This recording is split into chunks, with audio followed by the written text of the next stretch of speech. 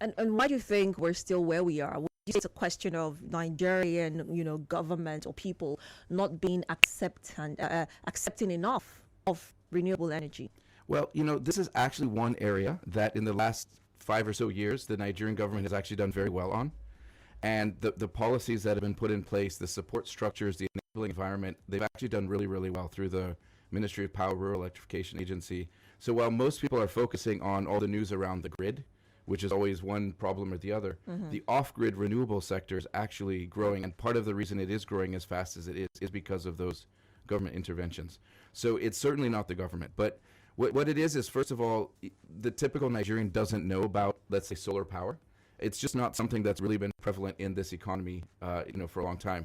And most people, their awareness and sort of interaction with solar energy has been maybe, government or donor sponsored, like street lighting programs or sort of those sorts of solar programs, which often fail. And so there's this impression that solar doesn't really work. Right.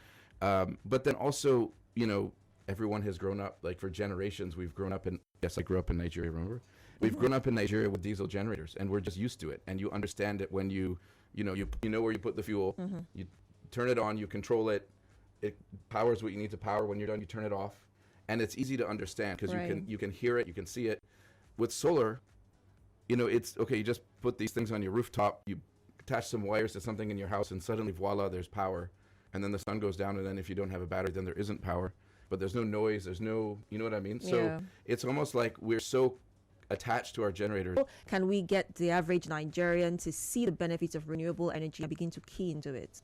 Yeah, well, I think one thing is just the awareness, and obviously the partnership Olon has with Nigeria Info with the Power Solutions show on Nigeria Info, and then also Wazobia and so on, is helping. It gets a lot of people to hear about all the innovations and so on.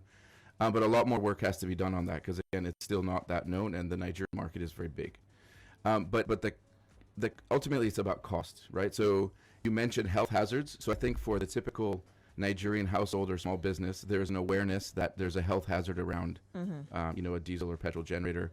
The environmental hazards, I think, is less of a concern in Nigeria. I think there's many other things people worry about, but I don't think that's what they're worried about. So I think for solar, it can't just be that we say, oh, it's better for the environment, it's better for this. It has to be, is it affordable and it accessible? And that's what we're working on. And so there's solar products are available in kind of many scales, right? There's the kind of mass market segment, which is called solar home systems. These can be as small as 10 watts, which can basically maybe power a couple of light bulbs, up to, the solar home system, it can be up to like 500 watts. And with that, you can power a couple of fans, a TV, charge your laptop, charge phones, et cetera, and maybe even a small fridge at that amount. And the cost, the upfront costs, are slightly higher still than, say, a small, Beta as my neighbor generator. But what the companies are now doing is they're saying, okay, look, we understand the upfront cost may be a hindrance, so pay a deposit and then pay for the rest of the unit over time. And so then it means that you can spread out the payments over 1 year or 2 years. And then considering that every month you're not buying diesel anymore, that you're not repairing your generator because they always break down, the only cost you have is that monthly payment for your solar system. And then after 1 or 2 years, you actually own it. And then going forward, essentially, you have free power. So it's really to have that vision that you can say, look, I'm going to make this sacrifice for a year or two, and I'm going to make this transition. And then after that 2-year period, it's essentially you have free power, and then all your neighbors are wondering what's going on and all that. That's at the low end. And then the sort of mid segment is the solar energy system segment. And that's like that's like 500 watts to say 10 kilowatts. And it's basically like a larger version of the solar home system. And that would be for maybe like a small clinic, a small pharmacy, a small shop, or like a middle class household. And again, the upfront cost of the unit can be a bit too high. Especially, let's say you already have a generator and you don't want to put that capital outlay. So the companies in this space like Energy, you can actually go to them and say, okay, look, I want to get this on a lease to own basis. So you're only paying, a certain amount every month that is probably less than what you're paying for your diesel and servicing your gen.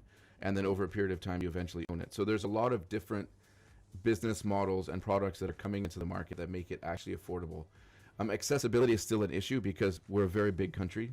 And so there's, most of these companies are still not at large scale. Right. And so it could be that in some locations it's not easily, there's about let's say $12 billion a year spent on the diesel that powers the generators in Nigeria. Wow.